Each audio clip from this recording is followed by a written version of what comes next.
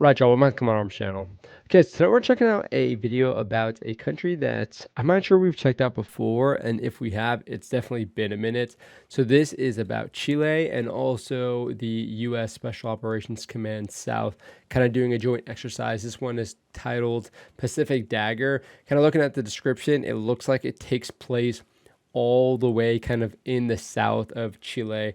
So and if you guys aren't familiar with kind of Chile's geography, uh, I'm not sure if they have penguins, but if they don't, they're basically right there. Just like kind of Argentina, their kind of border goes very, very south, very close to Antarctica. So it gets very, very cold, as you can well imagine. But these guys are kind of going definitely out of their comfort zone. Maybe not for the Chilean military, but I don't know about U.S. Special Operations Command South. I'm sure they get some pretty good Arctic warfare kind of training, but I can imagine a lot of what they're doing and training also kind of happens more in the like the tropical environments, like the maybe more rainforest or jungle environments. But yeah, this is, I mean, it's not a long video, I will say that. It's a little over 4 minutes, so there's not going to be a whole lot to see. But I think, again, kind of checking out the Chilean military, especially their special operations, it's going to give us some pretty good insight as to one, their funding, but also their proficiency, their professionalism, a lot of things kind of coming into play, especially when you're talking about working with U.S. Special Operations. It's going to be really cool to gauge their capabilities, but also kind of gauge their mindset in operating in such a challenging environment. As you can well imagine, it's got to be pretty brutal for them. But at the same time, there's not a whole lot of good videos that I've found about the Chilean military. So it's nice to kind of get that exposure whenever we can get it. So I'm excited about this one. Definitely not a whole lot of reactions when it comes to the South America militaries or countries in general. So should be a pretty interesting one. Let's check it out. And before we get into the video, I do gotta, especially as the lighting is hitting this shirt, it looks so sick. I gotta give a shout out to Retro Rifle for hooking it up with the very dope shirts. RoboCop, oh my god, I can't explain how much of a fan I am of RoboCop. It is easily one of the coolest movies out there, just one of the coolest characters, and also at the same time, it's kind of a movie that I remember very fondly, kind of thinking about my childhood. And the pistol is really cool, especially as it's kind of based off of the Beretta as well, and they did a really cool rendition of that here on the shirt, so big props to them. Also, I do have a challenge coin that was designed kind of in the design was in partnership with myself, but pretty much all the legwork was actually one of my longtime followers on the channel. So I do want to kind of showcase that, so I'll put it up here. I'm not sure if those are kind of being worked right now as far as production, but I do kind of want to get my feelers out to understand how many of y'all would be interested in getting one of those challenge coins. I think it came out really cool, especially the kind of glow in the dark green that we have on that. So I'm really excited about it. Hopefully you guys are excited too. If you are, if you're interested, definitely let me know down in the comment section. But yeah, I'm going to stop yapping so we can get into this video. And as much as I'm trying to kind of relearn a lot of the Spanish that I learned in high school, I'm absolutely throwing these subtitles on.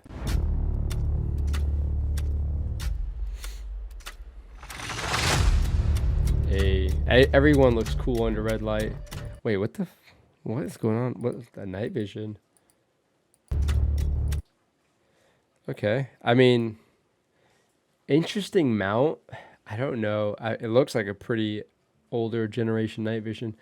I'm just trying to see how much you could actually move that mount to get it centered on his eye appropriately, because it kind of just looks like it folds down, but maybe we're just kind of missing some points of like articulation there.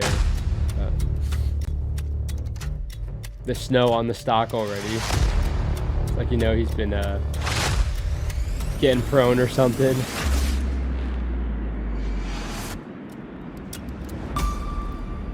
Hey, okay, and I will try not to pause it too much. That is actually a really interesting knife. What's the point of it having that kind of curved blade? If you guys know if this is like a traditional kind of knife, especially in like maybe South America or Chile, let me know.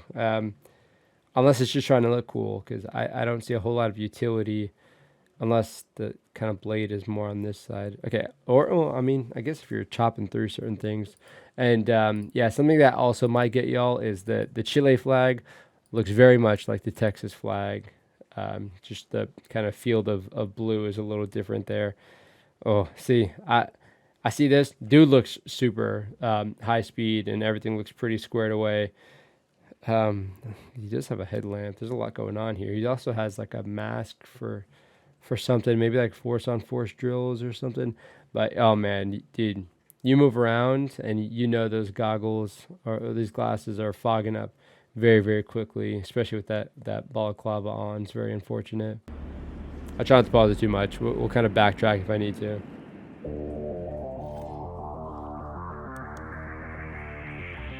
Suscrito.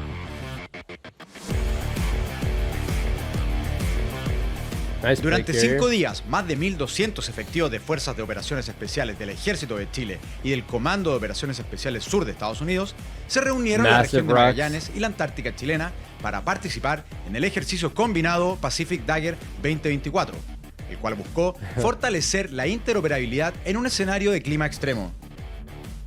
La finalidad principal de este ejercicio está orientada a continuar desarrollando y reforzando las capacidades de nuestras fuerzas de operaciones especiales. The interoperability.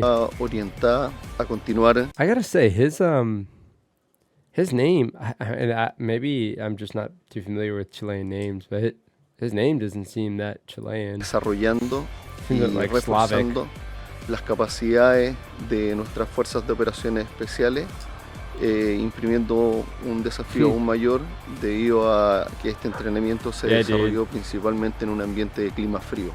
La capacidad que han demostrado los diferentes comandantes en distintos niveles. Este ejercicio, entre otras cosas, implicó tener unidades enlazadas y niveles de mando tomando decisiones desde la región metropolitana hasta Magallanes. El objetivo de este entrenamiento es realizar algo riguroso en un escenario extremo como es Punta Arenas, donde nos tocaron temperaturas de menos 10 grados, bastantes condiciones atmosféricas adversas.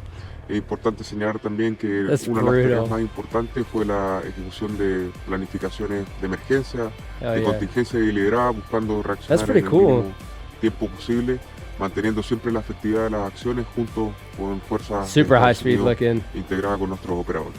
Nosotros llevamos más de una década entrenando con el ejército de Estados Unidos, específicamente con el 7º grupo, y cada vez nos ha permitido estrechar más nuestros lazos, más nuestras tácticas y técnicas y procedimientos. Yeah, dude. Over a decade. Yeah, so you know they probably have like very familiar faces. Some same guys coming back over and over. Their tactics probably very, very similar. Because you do the training, but then you do like the after action review. And you understand what to do better. Para nosotros, primera vez que estamos ejecutando este tipo de ejercicios de manera combinada en este ambiente bastante duro, difícil de empleo. Ha sido una gran experiencia tanto para ellos como para nosotros el intercambio que hemos tenido en esta oportunidad. I'm extremely grateful for the opportunity to come over here and to conduct this exercise with the Chilean Army. Me and my soldiers had the opportunity. It's always fun checking out the special forces, especially the officers, like badges and whatnot. And to conduct this exercise with the Chilean Army.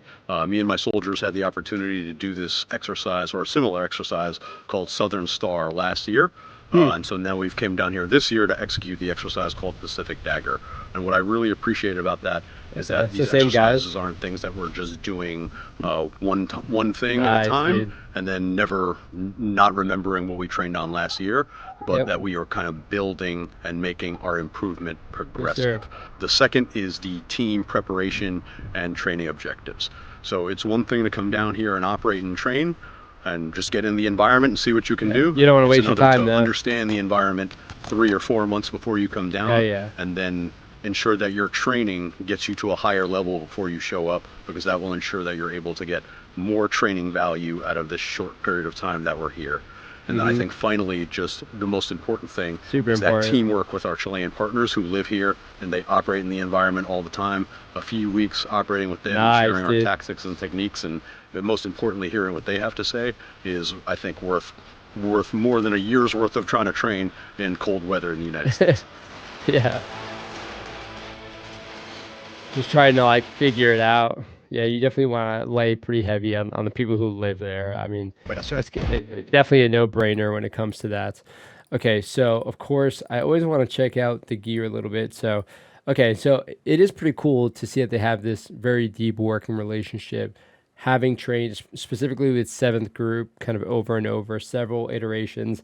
Looks like even multiple exercises a year, and even kind of outside of that, I'm sure they maybe have some sort of like liaison or maybe like a rotational kind of presence to keep things going here. But I wonder, man, nice rifle. I'm gonna go and check out that rifle a little bit later.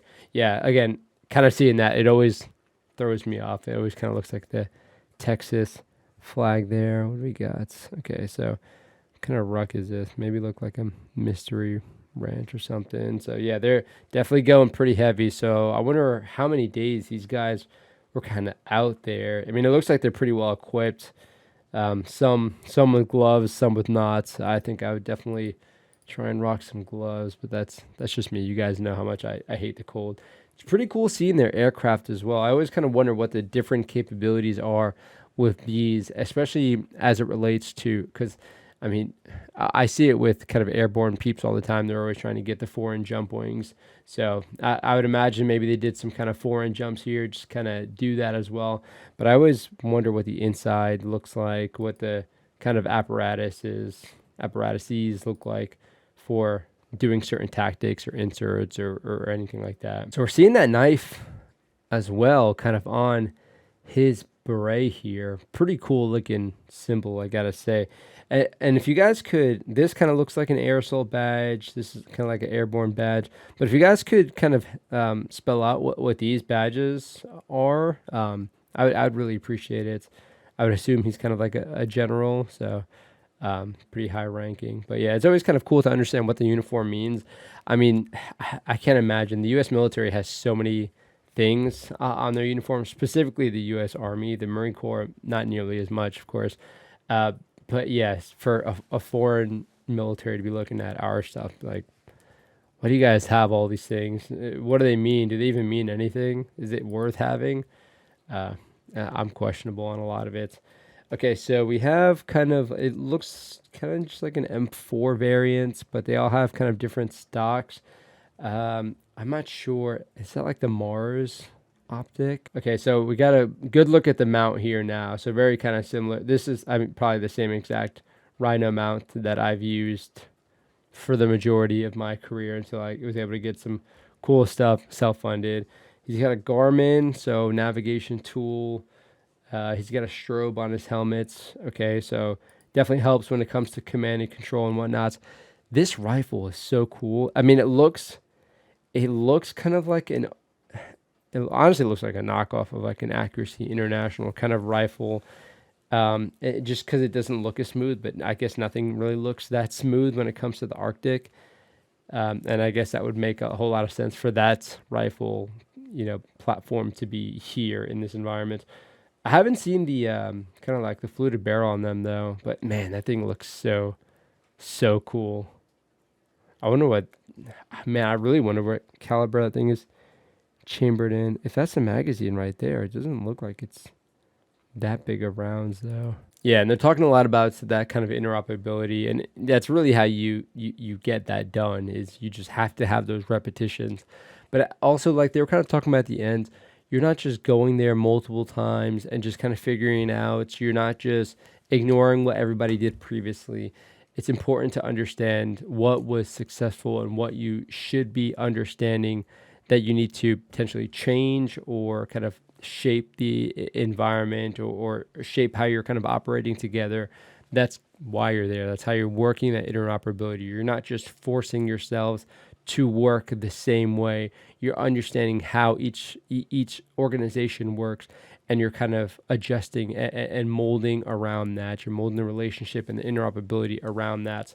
Of course, when it comes to special operations, there's a lot more that you can do when it comes to overlapping your tactics and shaping it, especially this kind of relationship. You can imagine that happens quite a bit, but it's definitely important to have those lessons learned and document it, because, I mean, you have to think people, special operations, you might be able to stay in position a little bit longer, but generally speaking, the Army will, move people around. So you need to have that continuity, and it's really good to have that kind of written down. I mean, very kind of rudimentary targets, but I mean, that's all you need. This is really interesting when you're kind of training in the snow, because you would be very surprised, especially if you're not used to shooting in the snow, and the snow is reflecting all of that sun into your face, especially when the snow is kind of unstepped on, like very kind of fresh, very flat. Pretty insane. Like that snow blindness is real. So eye protection, the right kind of eye protection, especially if you can get like polarized lenses, would probably be really nice in an environment like this. And you can kind of understand that when you're doing things like this, but also understanding how the snow, especially when it is kind of getting trampled, it just throws shadows all over the place and makes it kind of interesting to parse apart certain things like that. Okay, I'm trying to see. He does have a stock collapsed. I've tried to do that. Not a fan. It's just, I feel too close. I feel like I'm going to get a black eye or something. So I wonder how much, if these guys get maybe like a budget to get certain gear, and then I can see they have these over here. Yeah, so they might kind of get more like standard loadout, but they might also get a budget, or just as it is, you can be pretty friendly in a special operations unit to tailor things to yourself. Because I think that's kind of one of the biggest things that a lot of infantry units get wrong, is they try and dictate like this unit SOP of this needs to be here on your plate carrier. And it's just, people are built different. We operate differently. It's not conducive to do things like that. Now, I am curious to see what kind of missions the Chilean special operations get up to. I mean, I can't imagine they're doing a whole lot of raids to Antarctica or something. Maybe there was some potential kind of with all the Venezuela stuff. But I'm kind of curious what their priorities are as far as like, counter narcotics, counter terrorism, things of that nature.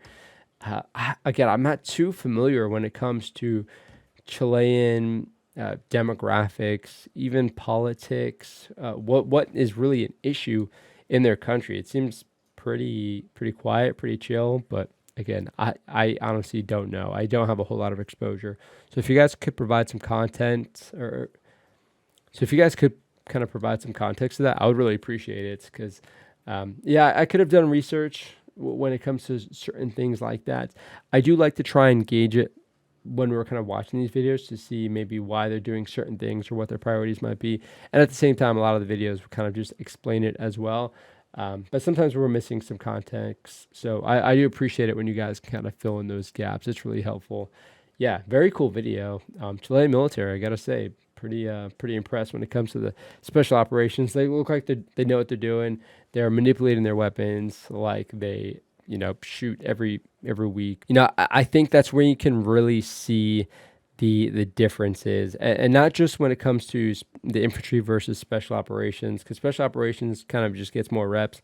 But I think you can see that pretty clearly in the infantry as well, who is really kind of proficient in their role, or who's really kind of a try-hard, as I guess I would call it. But those guys who really kind of go above and beyond with being those experts with their weapon systems, learning how to manipulate them. And of course, it's nice to be able to get that kind of additional training, whether it be specific courses, kind of like I did with CQB school, or if you can get these training opportunities when it comes to like special operations coming and training the conventional infantry force on certain things.